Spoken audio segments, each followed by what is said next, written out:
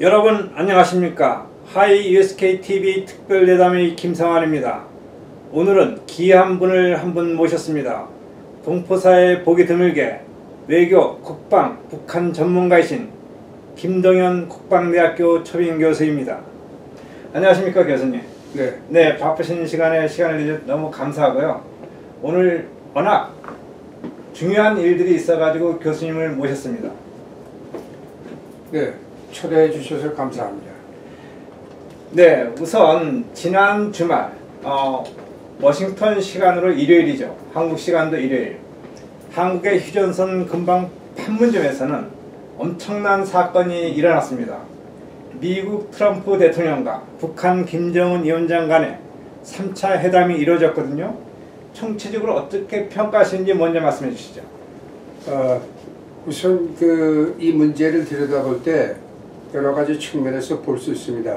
네. 여러 가지 측면 중에는 어떻게 해서 이번 회담이 이루어졌나 하는 네. 절차상의 문제가 있고, 그렇죠. 그 다음에 실질적으로 내용은 어떤 것이 있었는지, 네. 그 다음에 세 번째로는 이건 어떤 의미를 갖는 것인지, 그렇죠. 앞으로의 진로는 어떻게 될 것인지, 이런 네. 등등의 얘기를 할 수 있습니다만은, 네. 그 중에서 먼저 절차에 관해서 잠깐 얘기를 할 필요가 있다고 생각합니다. 네. 다시 말해서 트럼프가 동경의 G20 정상회의를 하는 날, 네. 그날 중국 시진핑 주석하고 만나서 대담을 하도록 돼 있는데, 정상회담을 하도록 돼 있었는데, 그렇죠. 아침에 일어나자마자 야 이거 내가 김정일이한테 한번 만나자고 제안을 해보면 어떡하느냐, 그렇게 되면 멋있겠다, 이런 생각이 떠올랐다는 겁니다. 그래가지고 트위터에다가 우선 김정은이한테 그 신호를 날립니다. 그 내용을 네. 김정은 위원장이, 북한의 김정은 위원장이 이 트위터를 보게 될 것 같으면 네. 내가 DMZ 안에서 만나서 할로 여보세요 하고 악수를 한번 했으면 어떻겠느냐. 예. 그것이 그 메시지 내용에 답니다. 네네. 이것이 날려졌는데 일부 일각에서는 이것이 사전에 다 짜진 거다. 뭐 네. 2주 동안, 뭐 일주일 동안 최소한도 북한과 이러한 그 내용들이 왔다 갔었다, 뭐 준비가 돼 있었다 하는 것은 이런 회담이 끝나자마자 그것이 다 사실이 아니고 이 즉흥적으로 트럼프가 시작한 것이 그대로 맞아 떨어진 겁니다. 네. 그러자마자 북한에서는 5시간 내로 북한의 그 외교부 부상인 제1부상인 최선희가 네. 답장을 했습니다. 이것은 아주 만약에 이렇게 두 정상이 만날 수 있다는 것 같으면 아주 흥미있는 제안이고, 북미 간의 그러한 앞으로의 관계 개선에도 크게 기여할 것이다고 긍정적으로 환영하는 메시지를 띄웠습니다. 네네. 그러나 직접적으로 이런 신호는 있었지만 사실 그렇다고 김정은이가 그걸 와서 나올 건지 안 나올 건지 이게 트럼프는 알 길이 없었던 겁니다. 그렇죠. 그리고 또 트럼프가 회담을 끝나고 나서 한 얘기가 재밌습니다. 만약에 이거를 띄고도 만약에 김정은이가 받아주지 않을 것 같으면 나는 이거 얼굴이 체면이 구겨지는 거 아니야. 그래서 그렇죠. 걱정스러웠었는데 네. 내 그 요청을 받아줘서 감사하다고 표현도 했고, 여기에 또 대한 그 답변으로서 김정은이가 한 소리가 있습니다. 나는 트위터를 보고서 이거 흥미있구나 하고 생각했는데 직접 내가 보고를 받은 것은 토요일날 오후 2시나 돼서야 그때 받은 거다. 그래서 그 다음부터 이제 준비가 시작이 되는 겁니다. 그래서 불과 하루 사이에, 그러니까 정상회담하는, 청와대에서 정상회담을 11시부터 시작을 했는데, 네. 그 정상회담을 하는 동안에도 북미 간에는 그럼 실제로 정상회담을 판문점에서 어디서 할 것이며, 경비는 어떻게 할 것이며, 의전 절차는 어떻게 할 것이며 하는 등등에 대한 모든 문제들을 그때서부터 시작을 한 겁니다. 네네. 그래서 뭐 전화로도 하고 또 비거리 판문점에도 가서 직접 저쪽 상대하고 얘기도 하고, 주로 만나서 할 시간이 별로 없었기 때문에 전화로 그렇죠. 이루어진 게 많습니다. 한국 정부도 여기서 역할을 안 한 게 아닙니다. 네. 왜냐하면 한국 정부가 우선 한국 측에서 하게 되느냐 하면 한국 정부의 관할인 처음에는 이 평화의 집에서 하느냐 아니면 북한 측에 있는 통일각에서 하느냐 이 등등의 문제가 있었습니다만은, 이런 것이 다 끝나고 나서야 우선 그 절차는 그 의미로 봐서도 역사적이라고 할 수 있는 것은 미국 대통령으로서 현직 대통령으로서 북한 땅을 직접 밟은 사람이 트럼프가 처음이라는 점에서 역사적이지만 그렇죠. 또 판문점 지역에서 만났다는 사실 자체가 역사적. 네. 또 역사적인 것은 이렇게 단시간 내에 정상회담이 이루어진 적이 역사상 없습니다. 네. 그런 의미에서 역사적인 의미가 있다고 볼 수 있습니다. 네. 그다음에 이제 말을 이어서 가자면은 네. 내용은 이렇습니다. 내용은 그러면 일부에서 얘기하는 것처럼 이거 완전히 상징적인 거 내용은 별로 없는 거 아니냐? 네.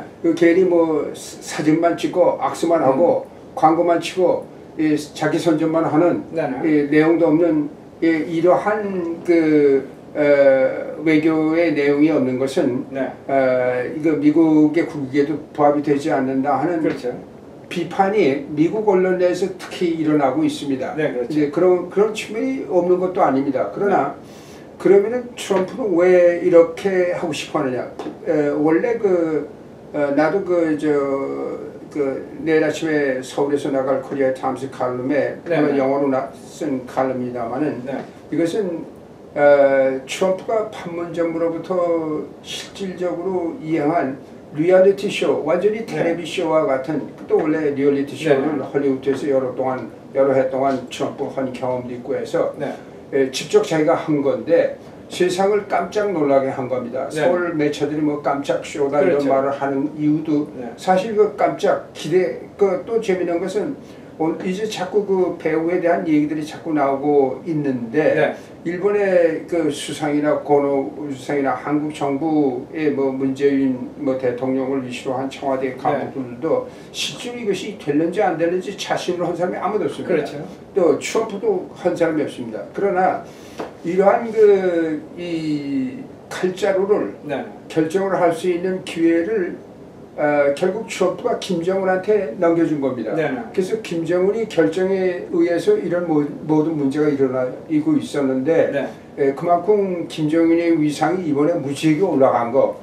그래서 아무런 실리도 없이 얻는 것도 없이 김정은의 위상 또 일부에서 얘기하는 것처럼 인권을 탄압하고 독재자이고 북한을 국민들을 못 살게 만들고 있는 돈을 없는 돈 다 털어가지고 국민들을 먹여 살리는 식량 구입에는 돈을 사용하지 않고 무기 개발에만 사용한다 이런 비난을 받는 독재자들의 위상만 올려주는 것이 이게 과연 미국의 입장에서 볼 때 이것이 좋은 것이냐 하는 비판도 여지없이 등장하고 있는데 한 가지 민주사회가 좋다는 것은 언론 자유가 보장되어 있기 때문에 이러한 비판 아니면 긍정적인 측면 모든 각각의 다른 견해들 한꺼번에 얘기하고 있는 것이 있는 자유가 있다는 자체가 소중한 가치라고 생각하고 그렇기 때문에 나 같은 사람도 말을 구애 없이 무슨 얘기든지 듣는 대로 또는 생각나는 대로 할 수 있는 겁니다.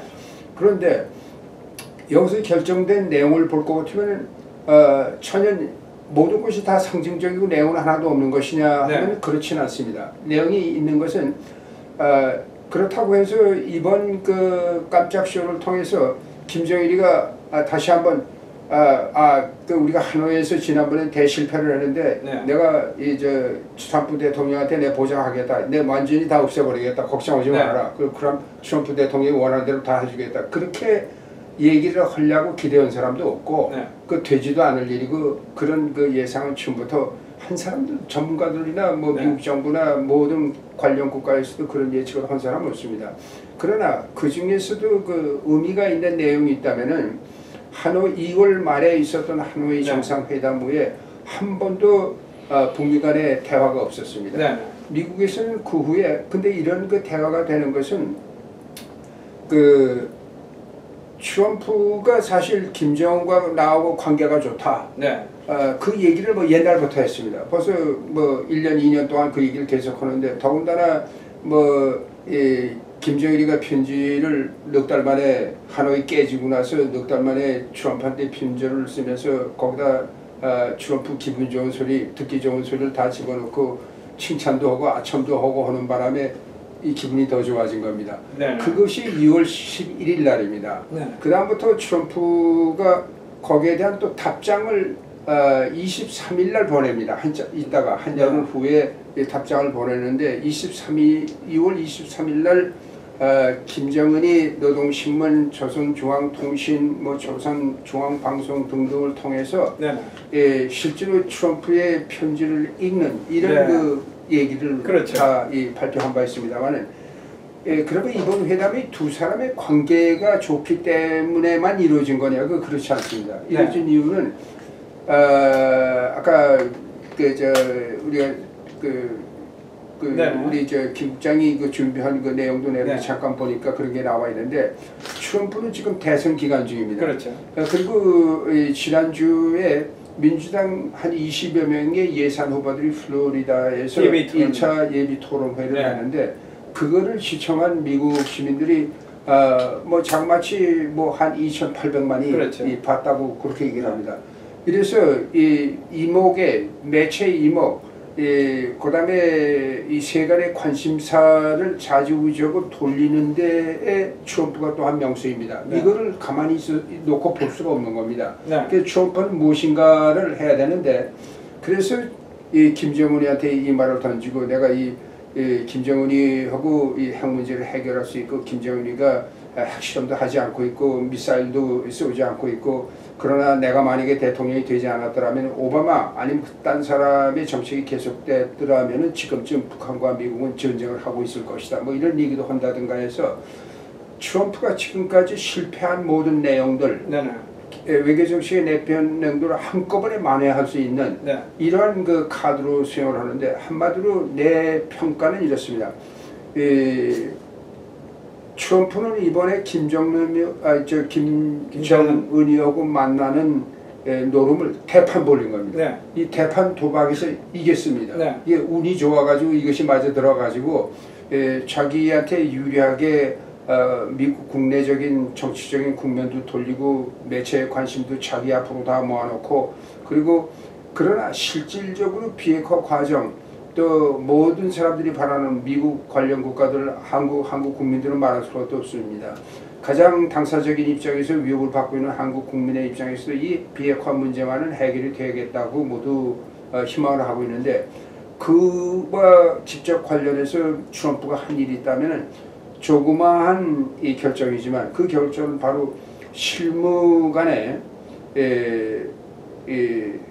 실무자급의 협상을 재개한다. 그것도 2, 3주일 내에 재개하겠다 한 것이 구체적인 결정입니다.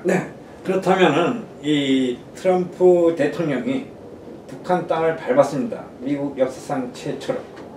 이러한 것은 미 의회에서 문제가 되지 않는다고 보십니까? 그건 안 됩니다.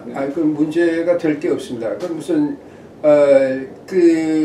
나도 뭐 밤새고 내 이제 칼럼을 쓰기 위해서 밤새고 그 실황 중계를 다 보고 있었는데 그 판문점에서 트럼프하고 김정은이 처음에 만나서 악수한 자리는 바로 문재인 대통령이 김정은 위원장하고 1년 전 4월 달에 만났던 그 자리입니다. 그다음에 그 행보 다시 말하면 그 코리오그래프 이 안무도 똑같습니다. 일단 북한도 건너갔다가 다시 옵니다. 맞습니다. 다른 것은 문재인은 한 2발짝 3발짝 갔었는데 트럼프는 이번에 한 뭐 10발짝 한 10m 정도로 갔다가 다시 이제 내려오는데 재미있는 것은 내려와가지고 가가지고 문재인 대통령이 거기서 기다리고 있다가 같이 삼리를 하고 다시 말하면 문재인 대통령과 3자가 만난 것은 인사차입니다. 그러나 이 뭐 정상간에 만났다가 그동안에 북한이 문재인에 대해서 뭐 당신은 빠져라 남조선은 빠져라 우리가 할 얘기가 있을 것 같아 미국과 집착하면 되지 남조선을 통해서 할 일은 절대로 없으니까 무슨 중재자요 뭐 운전자요 뭐 촉진자요 이런 말은 다 빼버려 우리 기분 나쁘다 이렇게 물론 그 언명이 나온 것은 북한의 공식적인 입장이었었습니다만은 그 성명을 낸 북한의 관리의 위치는 그렇게 높은 사람이 아닙니다. 국장급이요? 그 국장 이제 미주 사업국장이 한 얘기인데 그 전에도 또 북한 매체들이 계속해서 비슷한 얘기를 해오다가 그러니까 굉장히 어색한 거죠. 근데 그러다가도 또 뭐 다 우리 시청자들이 그 기억하실 수 있는 일입니다만은 문제는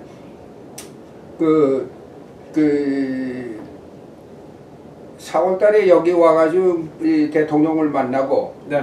이 워싱턴에서 정상회담을 하고 거기서 심심치 않은 얘기가 별로 나올 게 없어서 결국은 그 트럼프가 문재인 보고 그 당신이 그 김정은이하고 어떻게 연락을 해가지고 네. 그 김정은 입장이 뭔지 우리한테 좀 알려달라. 그래서 북한하고 좀 접촉을 하라 하는 이런 요청도 했는데 그래서 문재인이 그 접촉을 무척하고 또 다시 만나자고 제의도 하고 그러는데 북한에서 이런 방구에 대꾸도 하지 않은 겁니다. 네. 안 만나준 거예요. 그 안 만나준 이런 그 서먹서먹한 사이에 문재인이가 그 자리에 있었는데 문재인이 거기다 세우는 사람이 또 트럼프입니다. 트럼프가 당신 거기 와 있어라. 네. 거기서 한번 셋이 만나자. 네. 그래서 이번 것이 그러니까 3자 회동은 있었지만 3자 회담은 아닙니다. 그렇죠. 3자 회담. 그래서 3자 회동 그냥 셋이 서 있은 거예요. 서서 이제 인사 교환을 네. 하는데 그러나 그것도 역사적인 의미가 있습니다. 왜냐하면 미, 북, 한국 이 세 나라 정상이 한 자리에서 기념 촬영 사진도 한번 찍어본 적이 없어요. 그렇죠. 처음이니까 그것도 역사적입니다. 네. 그래서 이번의 효과는 모든 것이 이 사진 찍기, 이 사진 효과가 다 역사적이에요. 네. 이제 거기서 이제 만나는데 해질 때도 그렇고 여기서도 원래는 그 문재인 대통령이 얘기했습니다만은 그 울레트 그 휴전선 초소까지만 트럼프 같이 가기로 했었던 것을 트럼프가 같이 가자. 그래서 네. 거기서 만나자.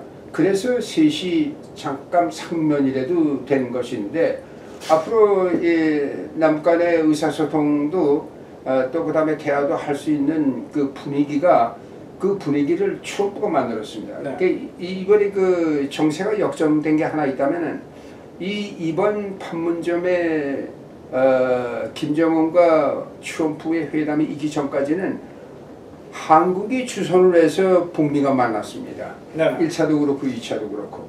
근데 이제는 미국이 주선을 해서 남북이 대화를 다시 하게 되는 이런 형국이 된 겁니다. 그래서 역할이 돌아간다고나 할까 이런 식인데 이것이 왜 다 이러냐. 타스를 할래도 그렇고 공을 돌릴래도 그렇고 그 주인공은 역시 트럼프입니다. 근데 근데 이 종이장도 이게 둘이 들어야 가볍고 뭐 또 박수 소리도 두 손뼉을 쳐야 나는 거와 마찬가지로 이것이 김정은과 트럼프가 결정을 안 하면 아무것도 안 됩니다. 네. 근데 결정을 한 건 뭐냐면 그것도 북한에서 얘기한 것은 뭐냐면은 그 재밌는 대목이 있습니다.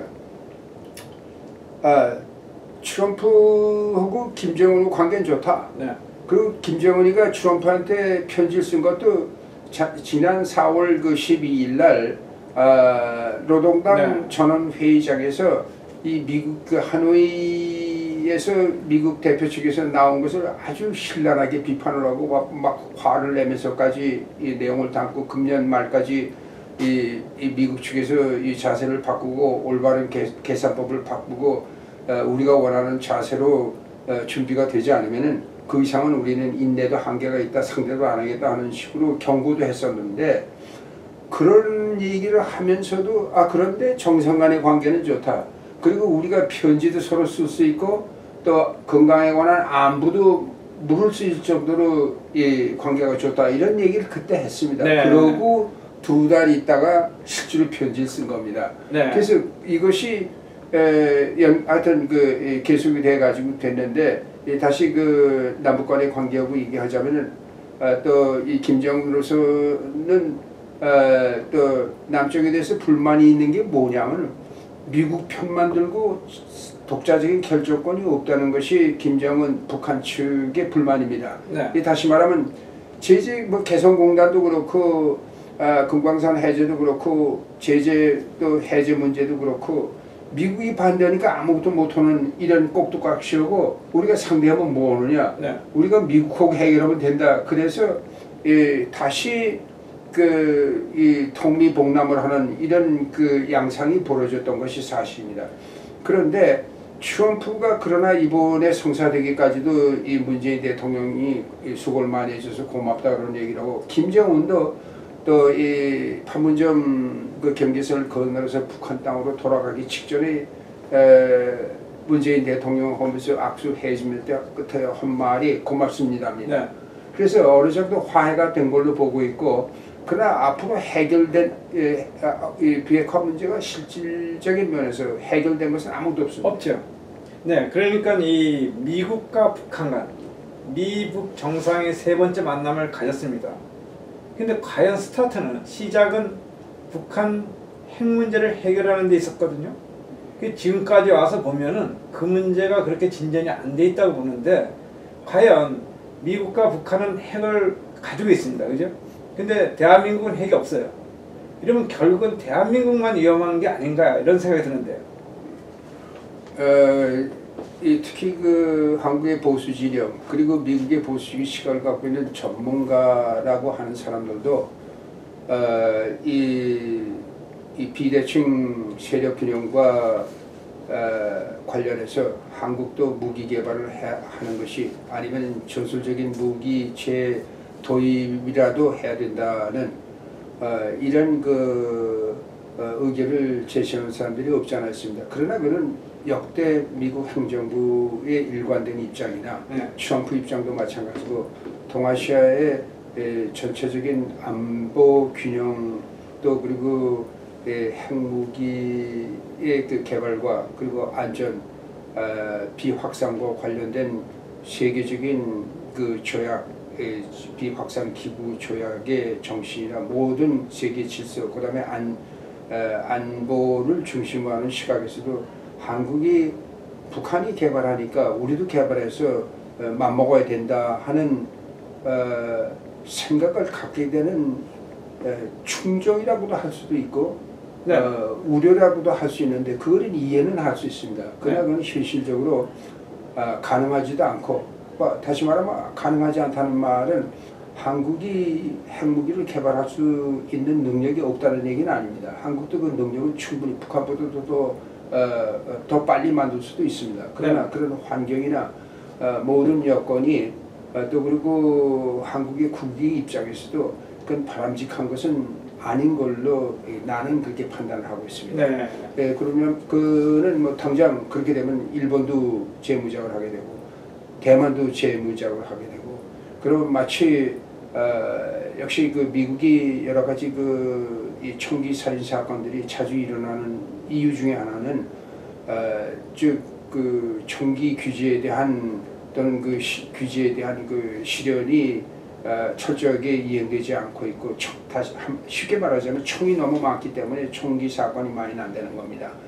마찬가지로 핵무기도 더 많이 퍼지면 퍼질수록 핵 전쟁을 일어날 수 있는 가능성이 더 높아질 수 있다는 이러한 그 이론도 생각할 필요가 있습니다. 따라서 거기에 대한 것도 또 한참 논의가 더 필요한 그런 문제이긴 합니다만은, 이 한국이 그 무기를 개발한다는 것은 중국에서 원치 않고, 다시 말하면 동아시아 안정에 기여를 하는 것이 아니라 더 불안정하게 만드는 요소가 됩니다. 그러다 보니까 하나 생각이 나는데, 그 장제민이 중국에 주석을 하고 있고, 부시 그 아들 부시 이 대통령을 하고 있을 때 장제민하고 한때 만나서 장제민 보고 부시 아들이 이런 얘기를 합니다.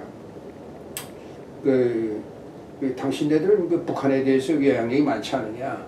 그러니까 제발 이 핵무기를 개발하지 못하게 좀 막아달라. 이렇게 부탁을 했습니다. 그것도 만난 자리가 부시 아들의 그 농장인 그 크로포드, 텍사스에 있는 크로포드 랜치에서 만나서 한 얘기인데, 그랬더니 장제민이 우리는 북한이 우리 말 듣지도 않고 양력도 없다 이렇게 얘기를 했습니다. 그러니까 부시가 하는 얘기가, 그러면 나도 일본이 만든 거, 대만이 핵무기 만드는 거 나도 막을 수 없다. 그래서 일본도 중국이 제일 우려하는 거, 무서워하는 거, 그것이 바로 일본의 재무장인데, 그 중에서도 단순히 재래식 무기의 재무장도 신경을 쓰고 있습니다만, 일본의 핵무기의 획득이라는 것이, 개발이라는 것은 중국으로서 받아들일 수가 없는 이런 그 안보 국익에 직결된 핵심 이익하고 관련된 문제입니다. 그때부터 장제민이 이거 큰일 났다.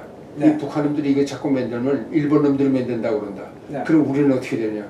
그때부터 중국이 북한에 대해서 신경을 쓰게 되고 그래서 생긴 것이 육자회담이야. 그때는 난 아직 국무성에서 일을 할 때니까 그렇죠. 이런 걸 직접 다 협상을 해보고 뭐 회담을 다 해보고 그래서 나온 그런 얘기가 있습니다. 따라서 네. 한국이 핵무기를 개발한다는 것은 바람직하지도 않고 네. 가능하지도 않고 그럴 필요도 없다고 생각합니다.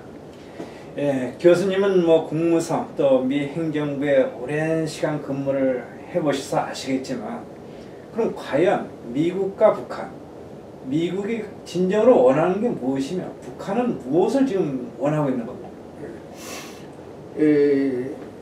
그 질문의 내용이 어떻게 들어보면은 그 장기적인 궁극적인 네. 목표가 무엇이냐로 그렇죠. 들리는데 이 목표도 이 단기적인 목표와 중장기적인 목표 그리고 장기적인 궁극적인 목표 등으로 이렇게 세 가지 구분이 가능하다고 생각합니다. 그걸 간단히 구분하시면 당장의 목표, 네. 단기적인 목표는 최종적인 목표부터 얘기해요. 네, 그렇죠. 최종적인 목표는 미국 지금 트럼프 행정부가 공식적으로 얘기하는 말 그대로 네. 완전하고 검증된 네. 최종적이고 또 완전하게 아니면 충분하게 검증된 비핵화입니다. 네. 과거에는 불가역적인 비핵화라고 하다가 북한이 하도 반대를 하니까 불가역적이라는 말을 빼버리고 네. 그 대신 완전히 검증된 이라는 최종적인 말로 바꿔버렸습니다만은 다시 말해서 쉽게 말하자면 북한이 모든 핵무기를 없애버리고 네. 그리고 또 공격용 미국을 타격할 수 있는 장거리 ICBM 등의 무기는 말할 것도 없고 네. 한국이나 그 밖에 미국의 동맹국가 지역에 있는 동맹국가를 위협하는 이런 그 무기까지도 또 화생방 비재래식 무기 모든 것을 다 없애달라는 것이 미국의 궁극적인 목적입니다. 네. 그것이 가능하느냐 하는 건 또 별개의 문제입니다. 그렇죠. 그다음에 당장은 뭐냐? 북한이 미사일 개발 다시 안 하고 네. 핵무기 실험 다시 하지 않고 그래서 트럼프가 그 대선에 지장이 없게끔 하는 것이 최단기적인 목적입니다. 이번에 그 판문점 시효도 그거하고 직결되어 있는 것이라고. 그렇군요. 중장기는 그럼 어떻게 되는 거냐? 이 진전이 있어야 된다고요. 그렇죠. 이게 말로만 하는 게 아니라 진전이 있어야 되는데 그럼 중간의 목표는 실질적으로 최종적인 목표를 위해서 진전해 나간다는 이러한 그 징표들이 나와야 됩니다. 그렇죠. 증거가 있어야 됩니다. 실질적인 진전이 있어야 됩니다. 그런 것을 하려면 북한이 여기는 또 방법론을 우리가 논의하지 않을 수밖에 없는데 그렇죠. 이 방법론은 미국은 한꺼번에 다 없애달라는 거고 그것이 하노이에서 깨진 원인입니다. 그렇죠. 북한이 주장하는 것은 지금 당신네들 우리 못 믿지 않느냐? 우리도 당신네들 못 믿는데 어떻게 이걸 다 한꺼번에 없애버릴 수 있느냐? 그러니까 단계적으로 하자. 네. 그리고 우리만 뭐 조치를 취하고 당신네는 가만히 있고 이게 무슨 이게 협상이냐? 네. 협상은 주고받기 아니냐? 그러니까 우리가 한 가지 하면 당신네도 여기에 대한 대가를 지불해야 된다. 네. 그것이 거기에 대한 상응한 조치를 하자는 즉 동시적이고 그다음에 그 상응한 조치를 취해가면서 최종적인 단계까지 가자. 여기에 문제는 즉 비핵화 방법에 대한 과정에 대한 합의가 아직도 없습니다. 그렇죠. 미국이 원하는 거하고의 차이가 없는데 그 합의를 하려면 그래서 그 하노이가 깨진 후에 내가 제안한 것이 있습니다. 그것은 트럼프 행정부는 제재는 우리 완화할 수 없다. 완전히 북한이 끝내야 해체 작업을 끝내야 그때 가서 할 수 있다고 얘기를 하고 이번에 판문점에서도 1시간 동안 얘기를 했는데 1시간 동안 할 얘기가 사실 없습니다. 그렇죠. 근데 문제 토역에 끼어 있고 하다 보니까 한 30분 얘기를 했다고 한 25분 동안 얘기를 한 걸로 간주를 해본다 하더라도 트럼프가 말대로 한 것은 나는 이 북한이 평화롭게 또 번영하고 찰쌀되기를 바라는 사람이다. 당신이 핵무기만 없애면은 우리가 뭐 다 도와주겠다. 제재 해제뿐만 아니라 우리가 투자 유치도 해주고 뭐 다 해주겠다. 그 얘기를 또 한 겁니다. 그리고 트럼프가 그 말을 했다고. 근데 그 얘기는 싱가포르에서도 했고. 그렇죠. 근데 미국에는 트럼프의 오판인데 그 얘기를 하면 김정은이가 들어줄 걸로 생각을 한 겁니다.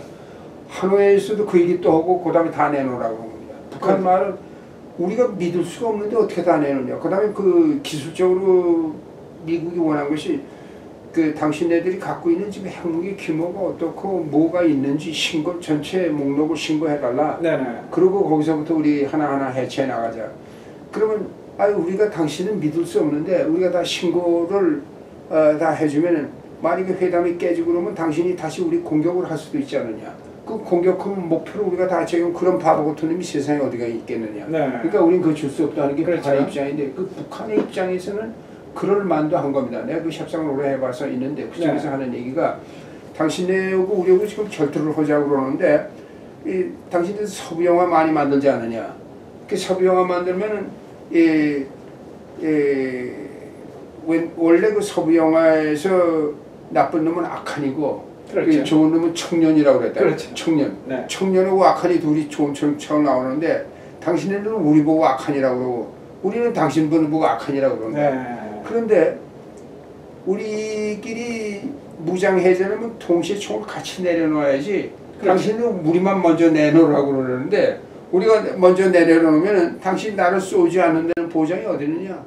그리고 트럼프가 얘기하는 그전에도 그런 얘기 우리 많이 했어요. 뭐 해준다 뭐 해준다 뭐 해줄 거다 그러니까 하는 소리가 그거 다 그림의 떡이다. 네. 손에 쥐표야 뭐 대고 말고 하는 거지. 그러니까 그렇죠. 북한이 실리가 없고 자기네들이 실제로 느끼는 그런 그 확신이 생기지 않는 한은 네. 그거 안 합니다. 그런데 북한은 북한대로 문제가 있는 것이 이것이 정권 유지하고도 관련이 되어 있고 그렇죠. 체제 안정에도 관련이 있고 한국인 최대의 업적이고 헌법에도 들어가 있고 근데 헌법에 들어가면 별로 문제가 안 되는 것이 북한에서는 뭐 헌법에 들어가 핵 보유 국가라고 헌법에서 규정했기 때문에 절대로 포기 안 한다 이런 주장을 하는 사람들이 그건 모르는 사람들 그건 북한을 잘 모르는 사람들이 하는 얘기입니다. 네. 하루아침에 이 핵 보유 국가라고 헌법에다 집어넣은 것과 마찬가지로 하루아침에 또 빼낼 수도 있습니다. 북한은. 이 모든 것은 김정일이 하기에 따르는데 이것을 미국 사람들은 지금 북한하고 북한 사람들과 협상을 한다 그러는데 북한은 아직도 잘 모릅니다. 그러니까 모르고 하기 때문에 이런 문제들이 자꾸 생깁니다. 네. 그렇다면은 이 김정은 위원장에게 이번에 트럼프 대통령이 워싱턴 방문 초청을 하지 않았습니까? 과연 김정은 위원장이 워싱턴을 오리라고 봅니까? 그거는 지금이 아니고 나는 내 칼럼에는 그 백악관 초청 문제를 언급도 안 했는데 그건 이번이 처음이 아닙니다. 뉴스를 처음 언급하는 것이라야 뉴스가 되는데 네네. 트럼프가 백악관에 김정일을 초청할 수도 있다는 발언은 오래전에 했습니다. 거의 뭐 한 1년 전에 그런 발언을 했고 그 다음에 그 1차 정상회담의 그 장소를 평양으로 하느냐는 얘기도 있었고 그렇죠. 또 워싱턴으로 하느냐 DMZ에서 하느냐 뭐 유럽 제네바에서 하느냐 뭐 제아시아 동아시아 제3국에서 하느냐 하다가 싱가포르에서 결국은 여러 가지 실무적인 뒷받침, 북한말로 실무적인 거, 영어로 말하면 로지스틱스, 그다음에 뭐 항공기라든가 뭐 실질적으로 움직일 수 있는 수단, 교통 수단이라는 것 같은. 근데 북한은 김정은이 싱가포르까지도 날아갈 수 있는 그런 비행기도 없고 미국에 올 수 있는 비행기도 없고 전 세계를 하나 뭐 어느 회사에서 중국에서 빌려서 왔고 이런 등등의 문제로 해서 나는 이번에 미국 CNN도 그렇고 뭐 워싱턴 방문을 초청했다고 큰 머리 기사가 나오는데 이 사람들이 이 신문 기자들도 그 역사성을 모르면은 그런 거 그렇게 함부로 할 일이 아닙니다. 뭐가 역사적이고 뭐가 역사적이라는 걸 알아야 되는데 그걸 몰랐기 때문에 이런 겁니다. 기자들도 자꾸 바뀌고 그러니까 이제 그렇게 나왔는데. 그때도 그랬지만 거기에는 여러 가지 문제가 있습니다. 무슨 실무적인 협상의 문제도 있지만 다시 말하면 북한에는 내가 2000년 10월달에 얼브라이트 국무장관하고 평양에 들어간 적도 있고 그래서 해본 적이 있는데 북한에서 가장 높은 사람이 워싱턴 왔다 간 것은 2000년 9월달에 조명록 그 국방위원회 그 당시 정찰청 국장도 했었고 또한 그 국방위원회 제1부위원장을 했었는데 워싱턴을 왔다 간 것이 그리고 클린턴을 만난 것이 다입니다. 그래서 네, 뭐 네. 실제로 못 올 일은 없습니다. 올 수는 있는 건데 그렇죠. 북한이 그렇게 쉽게 올 리는 없을 겁니다. 그다음에 만약에 오게 된다면은 그건 내년 뭐 금년 나머지는 아닐 것이 네. 이 모든 문제가 만족하게 해결이 됐을 돼서 때. 이제 그야말로 사인을 할 수 있는 네. 미국의 평화 조약 뭐 그다음에 이 관계 정상화에 대한 작업 뭐 협상 완료, 그다음에 비핵화, 그다음에 보상에 대한 모든 것이 완료가 돼서 그야말로 축제의 분위기, 축제라는 거 뭐라는 건 사전에 알고 또 그다음에 어떻게 될 거를 확신을 하기 전에는 김정은이 여기 와서 뭐 얘기합니까? 해봤자 해결될 게 없습니다. 그렇죠. 또 트럼프도 평양에 갈 일이 없습니다. 네네. 근데 트럼프는 자꾸 만나자고 그러는 얘기는 그다음에는 이 깜짝쇼도 그 한계가 있는데 내가 보기에는 트럼프가 이 대선 전에 깜짝쇼를 한두 번은 더 할 겁니다. 아, 네. 한두 번을 더 하는데 네네. 이 깜짝쇼도 이건 너무 자주 하면 자꾸 없어져 버리면 그렇죠. 차례가. 네. 그다음에 효과가 없어집니다. 이제 그것 때문에 좀 근데 그 트럼프가 그런 머리는 비상합니다. 이번에 그 트럼프가 깜짝쇼를 한 그 내용이나 배경을 보고 보면 참 뭐 한놈 뭐 국무장관이고 무슨 뭐 안보보좌관이고 어떤 놈한테 한 마디도 같이 의논한 게 없습니다. 네네. 자다가 그냥 벌쩍 일어나가지고 네. 아침에 일어나고 야 이거 한번 하면 어떻겠냐고 하는데 트럼프 자신은 자기가 말하고 있으면 갑자기 한 게 아니라 그 궁리를 많이 한 겁니다. 그렇죠. 그 궁리를 많이 했는데 혼자만 한 겁니다. 가기 전에 뭐라 그랬느냐? 오사카로 떠나기 전에는 기자들한테 내가 가서 별별 사람을 다 만나는데 네. 김정일을 만날 일은 없다. 안 만난다. 그러나 아마 다른 형식으로 뭐 어떤 접촉이 있을는지는 모르겠다 하는 그렇죠. 얘기가 있습니다. 그런 적이 있습니다. 네. 그런데 이제 김정일은 한다고 그러면 하고 안 한다고 그러면 안 하는데 거기도 약간의 변동이 있지만 트럼프는 한다고 그러다 안 하는 것도 많고 그렇죠. 안 한다고 그러다 하는 것도 많고 이게 종잡을 수 없는 그 뭐 럭비공 이상이기 때문에 트럼프를 나는 그 대선 그 선거 운동할 때부터 지금까지 쭉 관찰해 보면은 이 사람은 그 어떤 그 가치관도 없고 네네. 어떤 그 일관된 그런 그 재주는 많이 있는데 어떤 일관된 신념도 없고 또 이거 하루아침에 어저께 한 말도 그냥 뒤엎어버릴 수 있고 왔다 갔다 할 수 있고 예측 불허성이고 그리고 굉장히 충동적인 이런 행동의 변화도 많고 네. 그래서 지금도 예측을 할 수 없는 이런 인물이긴 하지만 그렇기 때문에 보는데 굉장히 재미가 있습니다. 나는 그 트럼프를 이제 관찰하는 것보다 더 재미있는 인물이 정치적인 인물 중에서 이렇게 네. 재미있는 인물은 다시 말하면 만화 같은 네. 그 인물인데 이게 예측이 없고 그 트럼프의 그 특징은 뭐냐면 항상 관심을 자기한테로 집중시킵니다. 모든 사람의 관심. 네. 그 왜냐면 그 영화를 봐도 이 연극도 그렇고 어떻게 끝날지 모르는 서스펜스, 그 스릴을 어떻게 끝날지 모르는 조마조마심을 유지시킬 수 있는 이러한 그 극적인 요소를 잘 파악을 하고 있습니다. 네. 그리고 그거를 이행하는 사람이 트럼프이기 때문에 그 트럼프가 했던 옛날에 그 쇼보다 지금 대통령으로서 하고 있는 쇼가 더 재밌습니다. 네, 그러면은 이 트럼프 대통령이 하는 일이 재미도 있다고 하지만 한편으로는 그만큼 또 위험성도 잠재해 있다고 봐야 되는데 물론이죠. 그렇다면은 남한 5천만, 북한 2천만, 우리 7천만 한민족의 운명이 걸렸다고 봐도 과언이 아니거든요. 이러한 중대한 일들을 그 재밌는 네. 얘기입니다. 네. 그럼 이렇게 예측할 수 없는 사람을 계속 문재인 대통령처럼 칭찬만 해주고 그렇죠. 아니면 또 한국의 그 야당 뭐 자유한국당처럼 트럼프가 하는 말에 대해서는 직접적으로 한마디도 비판도 못하고 네. 이것이 잘하는 거냐? 그렇죠. 그럼 한국 민족의 운명은 어떻게 되는가? 아주 그렇죠. 중요한 질문인데 네. 트럼프가 잘해봤댔죠. 이제 임기가 이제 뭐 한 2년 남아 있고 1년 말이죠. 또 요즘에 재선된 데는 보장도인데 그것도 없죠. 아주 그 볼거리입니다. 구경거리 중에서 제일 재미있는 구경거리가 네. 요다음 또 대선이 될 겁니다. 그렇죠. 또 된다 하더라도 뭐 4년이면 끝날 것인데 네.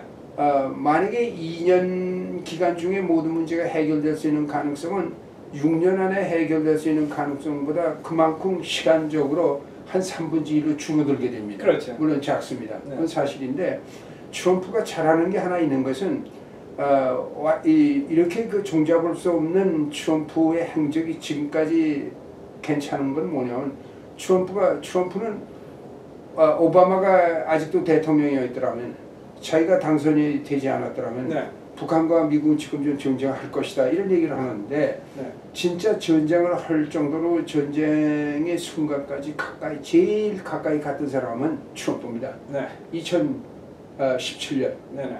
갖고 소위 뭐 Fire and Fury 그렇죠. 무슨 화염과 이 분노 무슨 네. 전면적인 파괴 뭐 그렇죠. 이런 얘기를 하는데 그게 이제 소위 미치광이 이론이라고 그러는데 네. 매먼스 티어리 미치광이 이론이라고 그러는데 그래서 사실 그 닉슨이 옛날에 월남 전쟁할 때 했던 얘기입니다. 그때 그 헨리 키신저가 국무장관을 하고 안보 수석을 하다가 이제 국무장관이 됐는데 닉슨이 한 말 있습니다. 헨리야 말 잘 들어라. 네네. 저놈들 보고 내가 미쳤다고 얘기해라. 그래서 우리 대통령 미친 사람이니까 진짜 핵무기로 남을 사람이다. 뭐 저놈 이거 못 쓰는 거니까. 근데 그게 맥혔어요. 네. 호지맹이 뭐 중국 듣다 보니까 이거 그래. 네. 그래 가지고 사실 그 월남 전쟁이 종결로 가게 되는 겁니다. 평화 협상도 하게 되는 겁니다. 이렇게 됐는데 내가 주장하는 것은 이 매먼스 티어리 미치광이 이론은 네네. 다른 미치광이한테는 통하지 않습니다. 근데 상대방이 똑같은 미치광이에요. 김정은도 미치광입니다. 그렇죠. 그러니까 나 본토 친다 그런 거예요. 응? 우리가 다 하루아침에 다 없애버리겠다 그러니까 무슨 해봐라. 우리는 네 본토에 쳐버린다. 응? 할 때 그러니까 그때가 제일 전쟁에 같이 갔던 겁니다. 그렇죠. 근데 그러다가 어떻게 이렇게 변했느냐? 그러면은 트럼프가 처음부터 이렇게 긴장을 최고조의 수준까지 올려놓고 한꺼번에 완화시킨 거예요. 그걸 계획적으로 한 거예요. 나는 그렇게 생각 안 합니다. 네. 그 미치광이 띠오를 한번 써봤습니다. 근데 보니까 안 되겠거든요. 그리고 그거를 뒷받침하기 위해서 코피 작전을 만들어라. 그리고 미국 군인들 그 국방부 놈들만 다 병신된 거예요. 이제 북한 쳐들어갈 거 김정은이 참수 작전하고 다 칠 거 다 계획해라. 뭐 이 전략군 사령부 무슨 주한미군 사령부 태평양 사령부 국방장관 등등에서 너희들 전적 북한 칠 거 특수 공사 뭐 실질 다 계획을 했습니다. 네. 그래서 그렇죠. 겁을 주자는 거예요. 그렇죠. 이런 거 다 하고 있다고 또 그걸 흘립니다. 그런데 저쪽에서 겁을 안 먹은 건 아니죠. 그냥 먹으니까 야 이게 쳐들어올 거다 이놈들이 준비하니까 할 수 없다. 우리도 이제는 최후의 목숨을 걸고 결정을 할 수밖에 없다. 북한 놈들이 무서운 게 뭔지 아세요? 이 방송에 이렇게 얘기해서 안 됐습니다만은 이 북한 사람들이 북한 사람에 대해서 제일 무서워할 거. 네. 우리는 죽을 때 되면은 그냥 죽지. 우리가 바보같이 죽겠느냐? 우리 있는 거 다 쏘고 죽겠다. 우리 많이 있다. 네. 많이 있는 거. 장사문 뭐 폭만 해도 한 12,000문이 있어요. 장거리 폭. 서울은 네. 뭐 말할 거 없고 일본 때릴 수 있는 것도 있고 괌 때릴 수도 있고 미국도 때릴 수 있는 게 한두 개 있고 다 하고 그다음에 죽는다. 그 북은 왜 그러냐?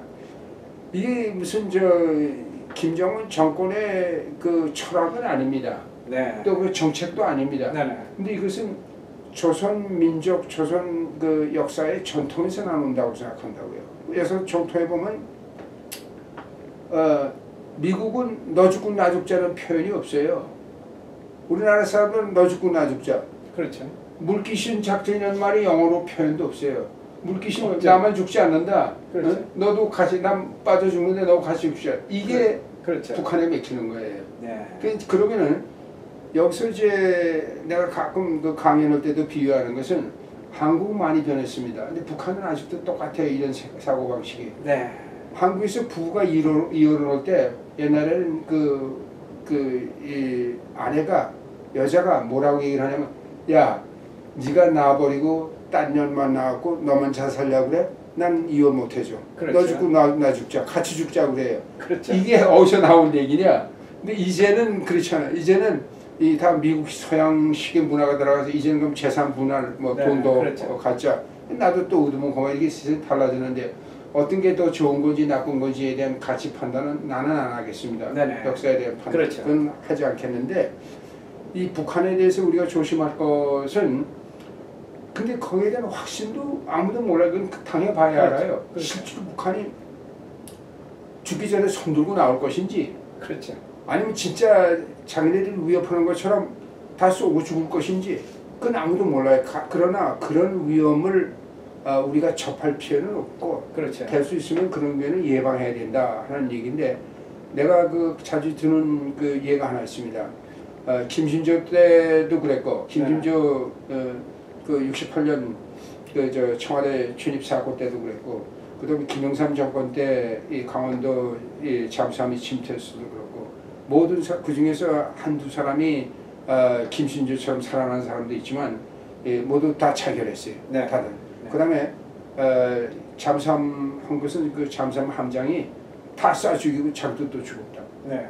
다 이제 자기 죽으니까 그 거기서 죽는다는 것은 그냥 죽는 게 아니라 이 자기네 주군을 위해서 네. 다시 말하면 뭐 수령을 위해서 조국을 위해서 당을 위해서 민족을 인민을 위해서 죽는다는 생각이 아주 완전하게 그 세뇌되어 있기 때문에 네. 이거를 무너뜨리기가 그렇게 쉽지 않습니다. 또 그러면 북한이 쳐본 것도 아니고 그런 역사는 일본 군국주의자들도 그랬어요. 2차 대전 할 때 천황을 위해서 천황 담배 한 대 피고 그 이튿날은 하야부사 특공대 독고다에 나가가지고 미국 함정에 부딪혀서 죽습니다. 네네. 죽은 거.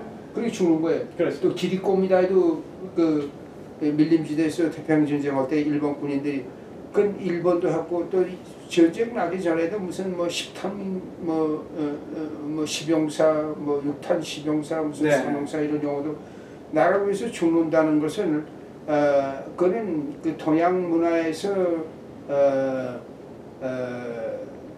그 미화되어 있는데 이건 나는 모든 가치보다 중요한 것은 국가의 가치보다 생명의 가치가 더 중요하다고 생각하기 때문에 사람은 살고 봐야 됩니다. 그렇죠. 그 사람이 죽는 것은 또 그래서 무조건 나는 그 전쟁은 나면 안 된다는 네. 것인데 이런 경험을 통해서 볼 때 트럼프가 이제는 다시 전쟁의 긴장으로 갈 수는 없습니다. 네.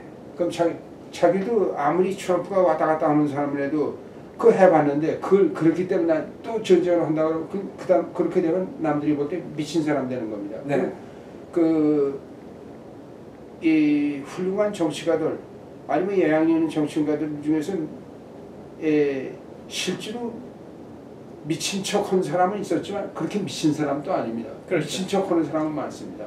그래서 트럼프가 미친 척할 수 있는 이러한 기회가 다시는 오기는 어렵습니다. 이제는 다시 말해서 트럼프가 북한 문제를 다루면서 많이 이성을 찾았다고나 할까. 네. 즉 전쟁을 하면 죽는다. 그리고 지금 트럼프가 내세우는 것이 내가 하려고 그러는데 전쟁한다. 그리고 요전에 그 이란 쳐들어가는 것도 이란 공격을 하는데 그 장군들 물어보니까 인명의 피해가 얼마 되느냐. 근데 150명이 죽는다. 그러니까 그 소리를 듣고 내가 전쟁 명령을 했다가 10분 전에 중단시켰다. 이런 용어로 하는 건 생명에 대한 얘기를 그 트럼프가 하는 건 처음입니다. 네. 트럼프는 어떤 얘기까지는 그 린시 그램 상원의원하고도 네. 사담할 때 뭐라고 얘기했냐면 저 북한 놈들 나쁜 놈들인데 우리가 때려서 우리가 전쟁한다 하더니 그 뭐 여기서 하는 것도 아니고 한국에서 저쪽에서 일어나는 일이야.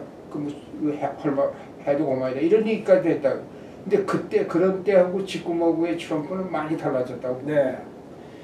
네, 그렇다면 이 전 세계가 관심을 가지고 있는 북한의 그 핵 문제는 어떻게 해결이 날 것이라고 전망하십니까?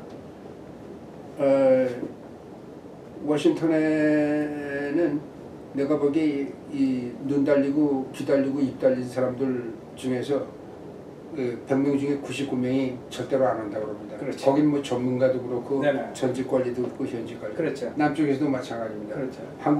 한국에서 한 사람이 그러나 아직도 거기서 없앨 수 있는 기회가 있다. 네. 그거 보는 사람입니다. 네네. 그러나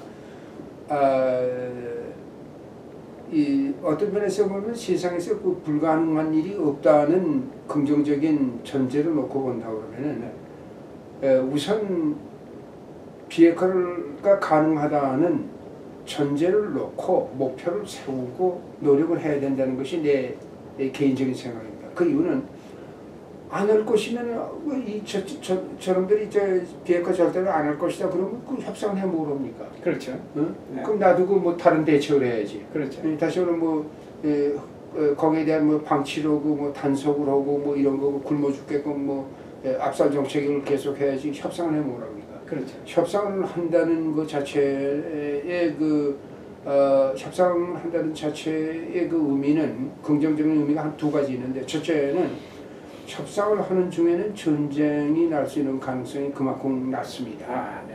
두 번째, 협상이 성공을 할 수 있는 가능성도 아무리 작다 하더라도 그 가능성을 전제로 하는 것이 협상입니다. 네. 그래서 그러면 그 협상의 결과가 최종적인 결과에 대해서는 그 그림이 여러 가지를 생각할 수 있습니다. 그렇죠. 다시 말하면 북한의 완전한 핵포기가 아니고 네네. 몇 개만 내버려 두고 더 만들지 않고 남 위협하지 않고 내버려 두느냐.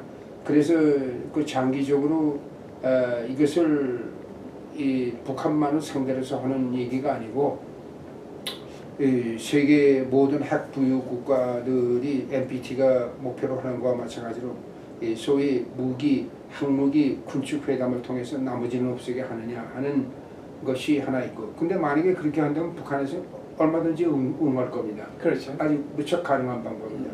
그럼 여기서 오는 것은 뭐가 있느냐? 북한이 핵무기를 절대로 사용하지 않은 제도적인 보장이 되고, 그 다음에 전쟁의 위협이 없어지고, 그러면 한국은 우선 그 반북 파이스도 그렇고 이 보수 진영에서 그럼 우리가 핵무기를 우리 머리에다 우린 이구 사는 거 아니야? 근데 그 문제는 핵무기는 벌써 우리가 10년 동안 이구 산 겁니다. 네. 이제 지금 뭐 새로 이익이 되는 게 아니라 핵무기 지금까지 이구 살았어요. 네네. 그리고 냉전 기간 중에는 50년 동안 핵무기 우리가 머리에 이고 살았어요. 어쩐지 미소가 핵무기 할지도 모르고, 그러니까 핵무기를 그 대신 아주 최소화시키고 이런 방법이 하나 있고, 네네. 또 하나는 그러나 이론적으로 또 그러니까 핵무기를 완전히 없애려면 북한의 동의가 없이는 안 없어집니다. 네. 북한이 동의를 해야 되고 북한이 협력을 해줘야 되네. 그렇게 되는 조건을 우리가 형성도 해줘야 되고 북한이 거기서 더 이상의 구실이 없게끔 만들어줘야 되는 것이 네. 하나의 상황인데, 그렇게 되려면은 이 다소 추상적인 표현이 되겠지만 북한이 말하는 것과 마찬가지로 북한이 더 이상 안보에 대한 위협을 느끼지 않고 네. 이제는 우리가 핵무기 없이도 살 수 있다. 네. 또 핵무기를 갖고 사는 것보다 없이 사는 것이 더 잘 살 수 있다. 네. 이런 판단을 할 수 있는 시점이 와야 된다는 거예요. 그 시점이 언제냐? 나는 그 시간이 상당히 오래 앞에 있는데 그 시점이 올 수 있다고 합니다. 그래서 여기서 하나 중요한 것은 이제 방법론에서 이번에 판문점에서 이 실무회담을 하겠다고 그러는데, 그 중에서 이번에 실무회담을 미국 측에서 스티브 비건이 그 대표로 될 것 같으면 이 친구는 문 대통령이 기자회견에서 얘기한 것처럼 미국이 앞으로는 동시적이고 병행적인 접근책을 수용하겠다고 네. 합의를 했다고 얘기를 했는데, 그건 뭘 하냐? 북한이 주장하는 것과 마찬가지로 이미 큰 차원의 의제는 합의가 되어 있는 겁니다. 완전한 비핵화 하자는 거 합의가 됐고, 네. 물론 그 비핵화에 대한 정의 자체도 문제가 많이 아직도 되고 있습니다만은, 그다음에 이 양국 간의 국교 정상화, 한반도의 평화체제, 평체제에 대한 확립, 네. 이 세 가지가 있는데, 지금까지 육자 회담 때도 그렇고 이번에 싱가포르 회담 위에도 그렇고 미국이 치중하는 것은 첫 번째, 두 번째 상황은 도외시하고, 다시 말하면 관계 개선이라든가 평화체제 수립에 대한 문제는 딴 데로 제쳐놓고 네네. 비핵화만 매달린다. 비핵화만. 그렇죠. 그렇죠. 그러니까 북한에서 불만이 세 가지 합의를 했으면 원칙에서 우리가 다 해야지, 이것만 하게 되면 우리 그거 할 수 없다. 그것이 그 병행에서 병행적으로 한다는 것. 다시 말하면 관계 개선과 평화체제에 대한 문제도 함께 해 나간다 하는 방법은 그만큼 신축성, 유연성을 미국이 발휘한다고 같으면은 북한의 호응도가 높아지고 진전을 할 수 있는데 내가 볼 때는 이건 장기전입니다. 네네. 장기전이고 또 누구는 10년, 혹자는 5년. 나도 5년 내에는 가능하다고 봅니다. 5년까지. 그래서 내가 그 제안했던 것은 협상을 하고 북한이 움직이려면 뭔가 주긴 줘야 된다는 거예요. 그렇죠. 그럼 북한이 달라는 것은 말은 싫다는 거예요. 말은 많이 받아왔다는 거예요. 네네. 트럼프가 얘기는 너희 부자 만들어주겠다. 그 믿을 수 없다. 그리고 이거 하면 제재다 해야지. 그 안에는 우리 아무것도, 너희는 아무것도 하면 우리만 혼자 다 해야지. 우린 그거 못하겠다. 그게 줘야 될 거 아니에요. 네네. 그래서 내 얘기는 북한의 이 전체 핵무기가 100% 있다면은 100%죠. 전체가 100%죠. 그렇죠. 1년에 20%씩 축소해 나가자. 거기에 대한 제재로서 미국에서 그 압박을 할 수 있는 제재 수단도 그때마다 20%씩 축소해 나가자. 네네. 5년 차에 가서 완전히 다 없애버리는데 그러나 만약에 북한이 20%를 하고 아니면은 가는 영변에 북한이 지난번에 하나의 제어하던 것이 전체의 몇 프로에 해당하느냐는 계산이 나와야 된다고요. 그렇죠. 그 계산을 하려면 북한이 핵 보유량이라든가 그 밖에 시설 등등 능력이 완전히 파악이 돼야 된다. 네네. 어쨌든 거기 비중하는 것만큼 하되 만약에 북한이 이런 이행을 하다가 불이행을 하면 위반을 하면 그때는 제재를 다시 즉각적으로 다시 압박 수단으로서 스냅백이라고 하는데 다시 그대로 적용시킨다는 네. 이런 제안을 한 적도 있습니다만은 어쨌든 우리가 지금 뭐 10년 동안 이상 핵무기를 이고 살아왔고 그렇기 때문에 무감각한 얘기도 들고 트럼프가 만나서 사진 찍었 김정일과 뭐 또 문재인과 셋이서 사진 찍었다고 해서 내일 아침에 네.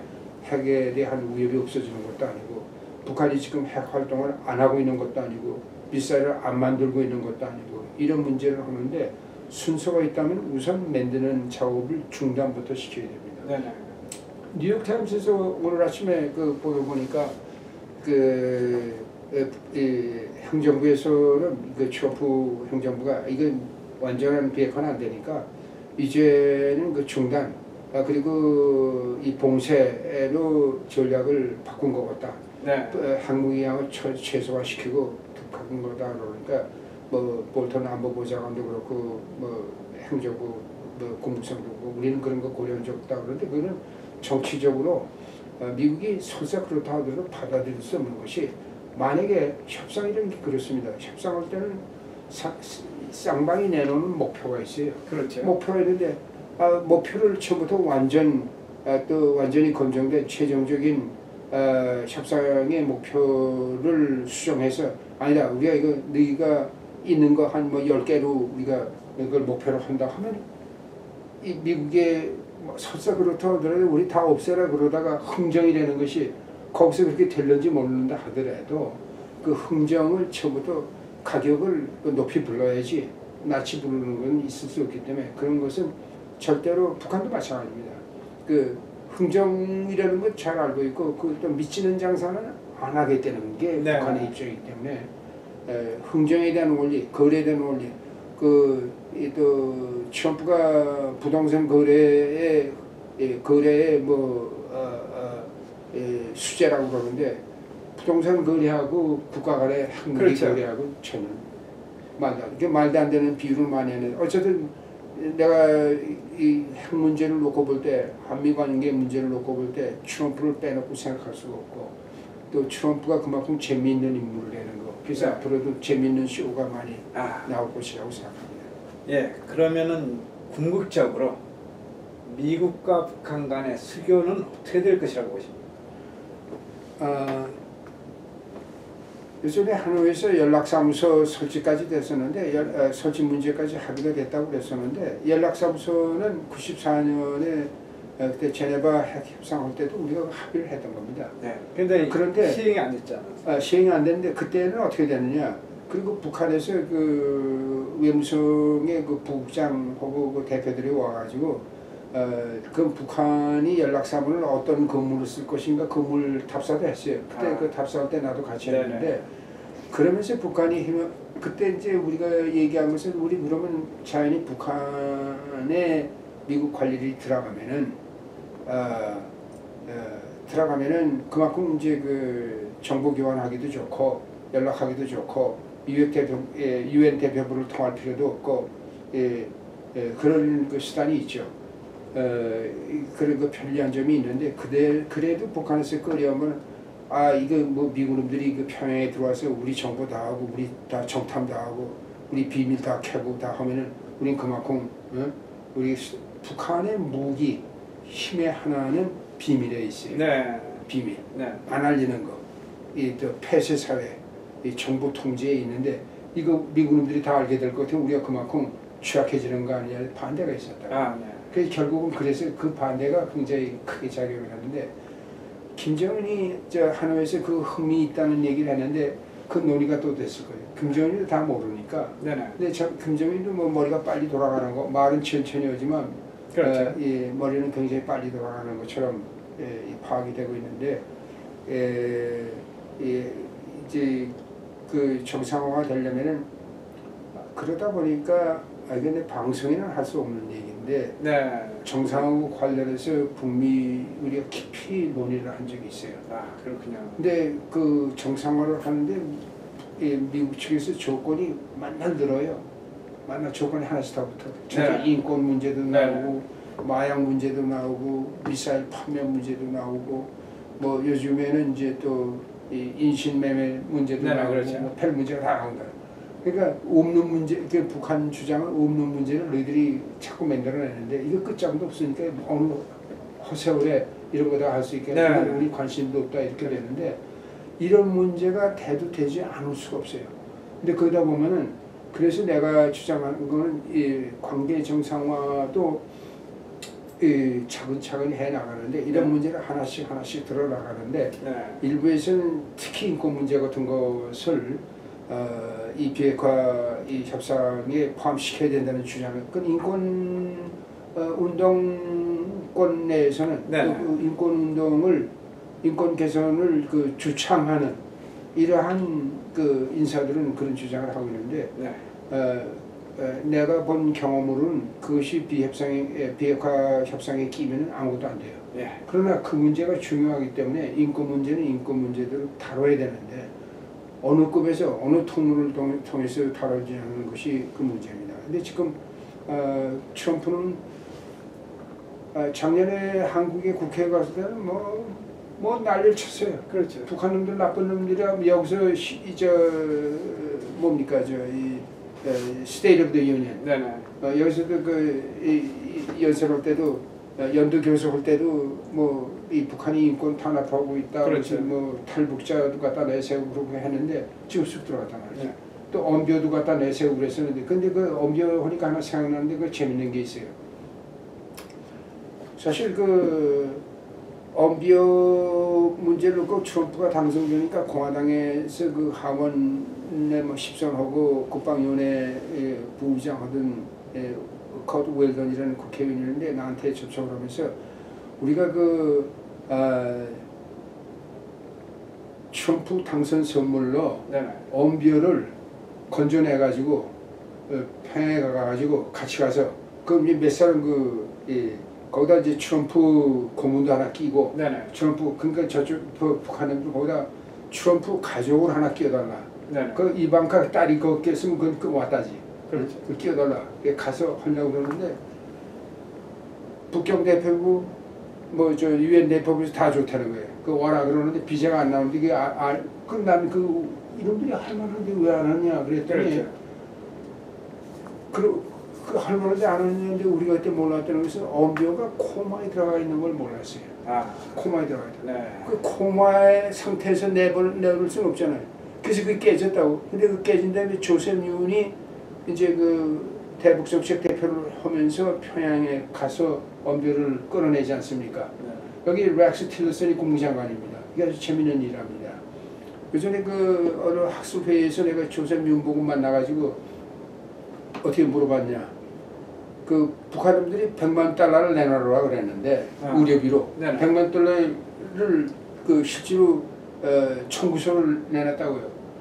그 내가 물어본 건 이제 조셉 윤 가기 전에 그 청구서 알고 가니까 모르고 갔다 이게. 네. 그 가서 그 청구서 내밀었을 때 사인할 권한도 없을 텐데 누구하고 연락하니까 틸러슨 보고 얘기했다. 네. 그 틸러슨 장관이 사인하라 그랬다. 그럼 틸러슨이 100만 달러 주려고 그런 거냐? 그 사람부터 꺼내놓고 보자 이거예요. 네. 100만 달러. 네. 그래서 이제 그걸 끌어냈는데 여기서 재밌는 거는 조셉 윤호군하고 그 얘기를 했는데 우리가 생각하면 그건 북한놈들이 실제로 100만 달러를 받으려고 청구서를 내민 거냐? 지금까지 돈을 안 냈어요. 근데 달래는 소리가 없어요. 왜 너희들 청구서 그럼 아직도 이 회계사들이 얘기하는 아카운트 리시버블 아직도 우리가 받아야 될 그런 이 계정이냐? 에 대한 아무런 얘기가 없어요. 그렇죠. 그런데 이제 조셉 윤호군하고 그 의견이 일치가 된 거는 이런 가능성이 있다. 뭐냐? 북한인들은 우리가 이 엄비로 살리려고 100만 달러까지 썼다. 네네. 그런데 이게 낯이 나가지고 이렇게 된 건 우리 어떡하냐? 우리 공문에서 그런 게 아니고 이 사람이 무슨 병인지 모르지만 우리 의학 기술 가지고는 더 이상 할 수 없으니까 너 의학 기술 가지고 해봐라. 그랬다는 거예요.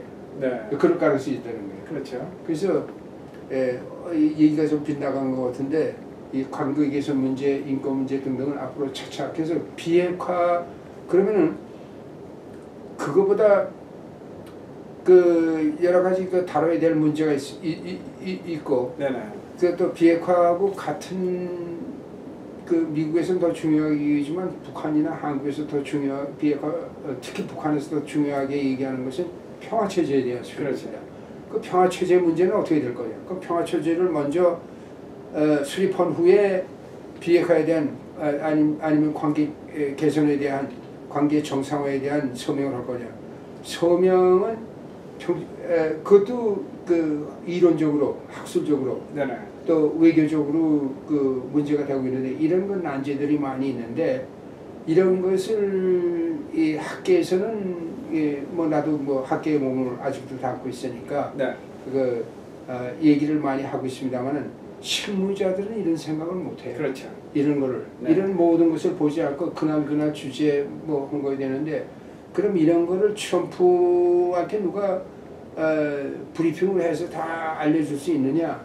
근데 그럴 놈도 없어요. 그렇죠. 이 볼턴 같은 친구는 이거 말로 북한 놈들이 믿을 수 없다. 이건 다 때려부셔야 된다. 전쟁해야 된다만 하다가 이번에 판문점도 안 가지 않았어요. 네네. 판문점 빠진데 그 볼턴이 안 간 거는 그건 의도적으로 그건 뭐 이 트럼프가 넌 오지 말아라가 아니라 자기가 알아서 대통령님 난 딴 데 가겠습니다 그런 거예요.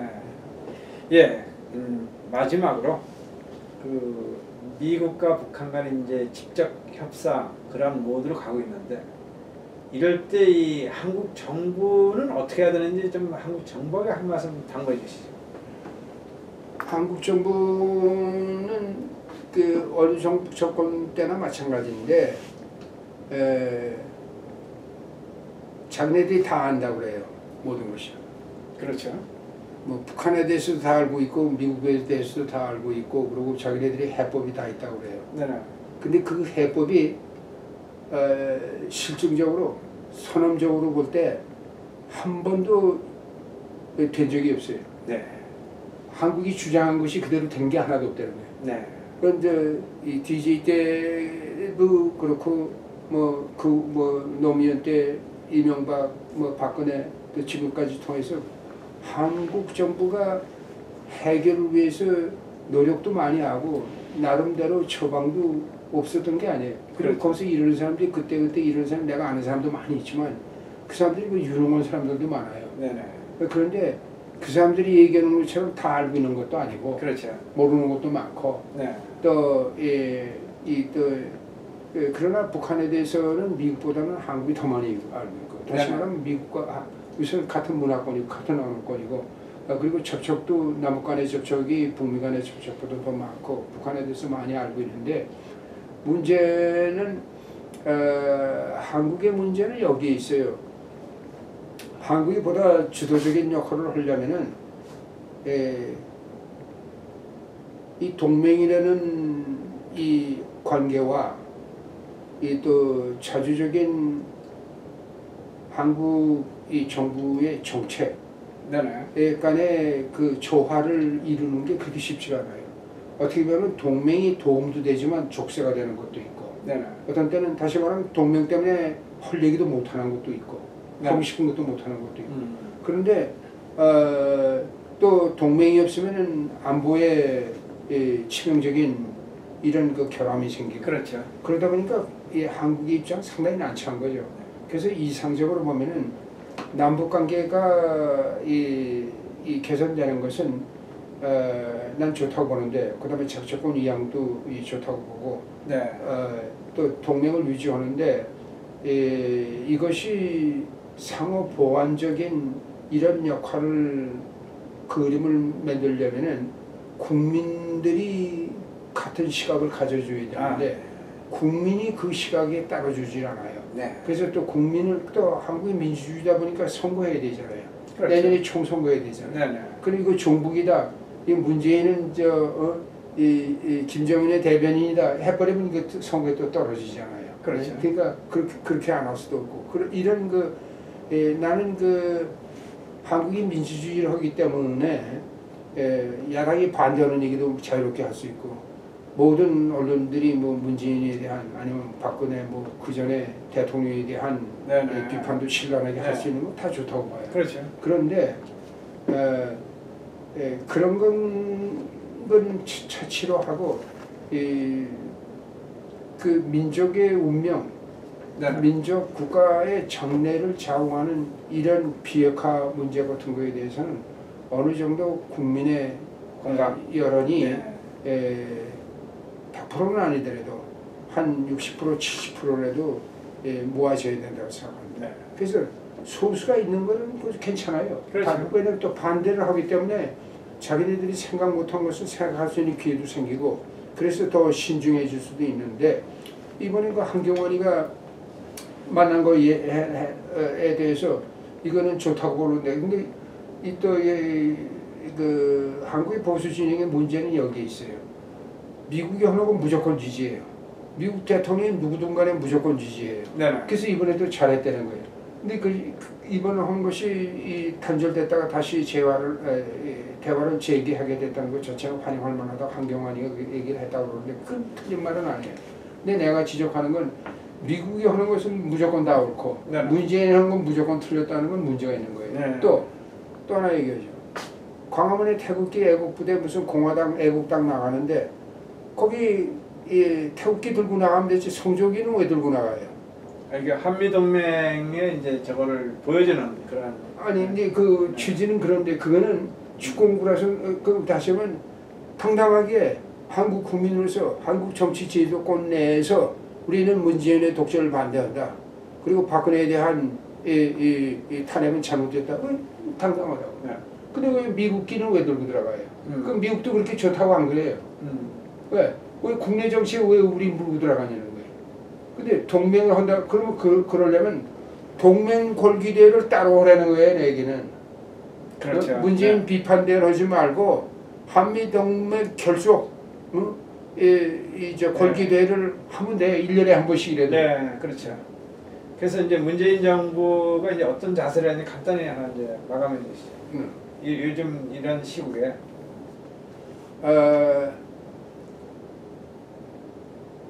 문재인이 노무현도 마찬가지고 문재인도 마찬가지인데 대통령 되면서 또 대통령이 되면 당연히 그런 우려를 해야 되죠.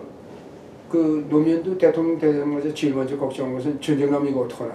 네. 그럼 노무현도 잘 모르니까. 그리고 미국이 자꾸 위협하는 소리 들으니까 전쟁할 거 없거든. 그러니까 나는 전쟁은 반대다. 그것 때문에 잠이 안 오더라는 거예요. 그렇죠. 문재인도 마찬가지예요. 대통령 되자마자 그때 얼마나 난리가 났습니까? 그렇죠. 그것도 트럼프가 난리친 거예요. 그다음에 김정일이 한 발짝도 양보하지 않고 계속해서 미사일 쏘고 계속 핵 개발하고 실험하고 그러니까 이게 진짜 이러다 전쟁 나면 어떡하냐. 그러니까 문재인은 이 양쪽에다 호소하면 제발 우리 땅에서 전쟁만 하지 말아라. 내가 이 전쟁을 내가 허용하지 않는다. 그런 얘기를 한 거는 잘한 거라고 생각해요. 네.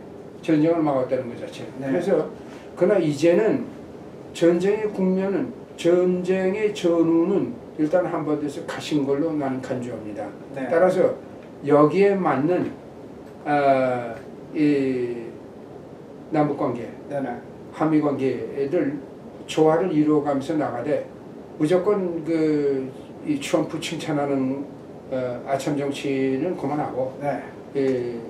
트럼프한테도 요구하는 김정은이한테도 요구하는 네네. 이러한 자세로 이번에도 지금 이 트럼프는 자기 성의에 맞고 기분 좋은 게 양쪽에서 그냥 극찬만 받아요. 그렇죠. 김정은이도 칭찬해주고 그렇죠.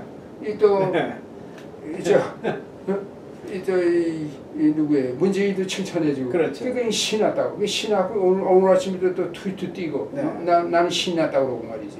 근데 그거는 뭐 의례적으로 하는 얘기는 괜찮은데 우리가 의존적으로 하는 얘기도 하는 건 괜찮은데 그거를 중심으로 해서 또 근데 이거는 이제 외교의 현장에서는 트럼프의 성격을 이용해서 자기네들이 원하는 거 얻으려고 또 칭찬을 안 하고 싶은 것도 일부러 칭찬을 그렇죠. 많이 하는 그런 의도들도 상당히 있는 게 사실이에요. 사실인데 그러나 그 칭찬 정치에서 아천 정치에서 이제 벗어나 가지고 네.